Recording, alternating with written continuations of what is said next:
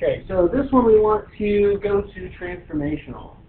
So, yeah, transformational means that I am going to be putting it into that H and K. Put it into that H and K. Now, there's not lots of nice little things that I can do here. Okay. Now, I showed you completing the square method yesterday, which is very doable. There's some other little hacks that we can use. Okay? So, if I have time, I'll show you both of them. And I will move fairly quickly. So, we can do completing the square. Let's go ahead and do that one. Okay? X squared plus 8x plus 1. Okay? Now, I do have a negative x squared. I need that to be a positive one, so I'm going to just switch that over. So now this becomes negative y is equal to x squared minus 8x minus 1. Okay. Move the 1 over as well, so negative y plus 1, x squared minus 8x. And to that, I'm going to add half of the b term squared, so plus 16. The beautiful thing that happens now is this becomes x minus 4 quantity squared. Because this is just going backwards from that sum of squares. Actually, excuse me, in this case, the difference of squares. Right? This is just, I'm just going backwards now. Ax squared minus 2ab plus b squared. So this is a, and then that's b. Yeah.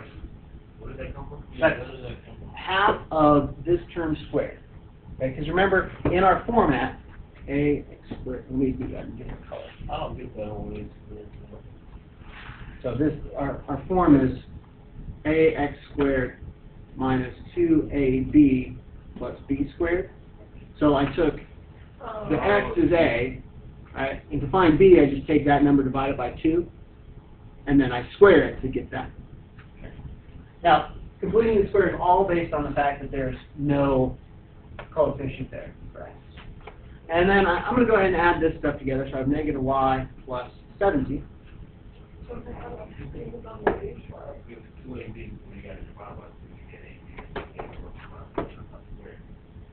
So I have to find b. The a is the x. So 2b is equal to 8.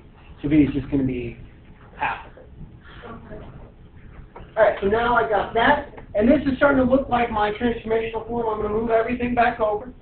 So negative y is equal to x minus 4 quantity squared, and I've got plus 17, or excuse me, minus 17. And I got that negative out front, so I'm going to get rid of that.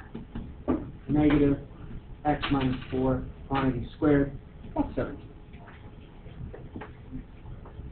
That was a nice, neat, tidy transformational form. The other way I could do this is similar to what I did the last one. I know some things about this.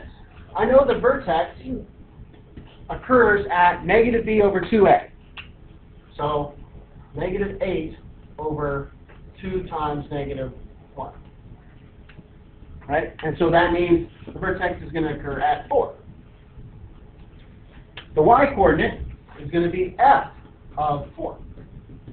So that's negative 16 plus 32, right? Oh, wait, what did you do to Plus find the vertex?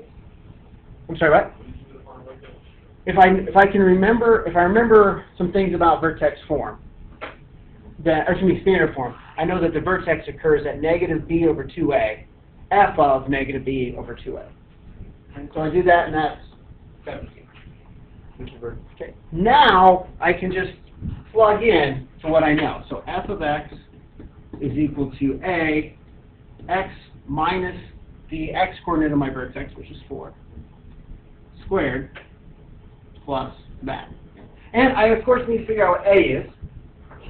I kind of see where it's going to be, but this is where that y-intercept comes in handy again. If I plug this, or excuse me, use this, and I figure out what the y-intercept is, the y-intercept occurs at the point 0, that goes away, 1. So I plug in. Oh, 1 is equal to A, 0 minus 4, quantity squared, plus 17. on the left Move side. that, negative 16, A times 16. And the divide, A is equal to negative 1. My final answer is f of x is equal to negative x minus 4, quantity squared, plus 17. Oh, is that completing the square on the left side? This is completing the square.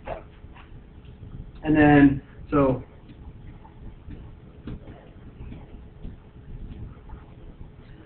this side then is using more of my algebra and then also the formulas. Either is really fine. I'll be honest with you. Sometimes I get frustrated with completing the square, and so I will kind of default to that, knowing the negative b over 2a. Sometimes not. All right, let me stop this real fast.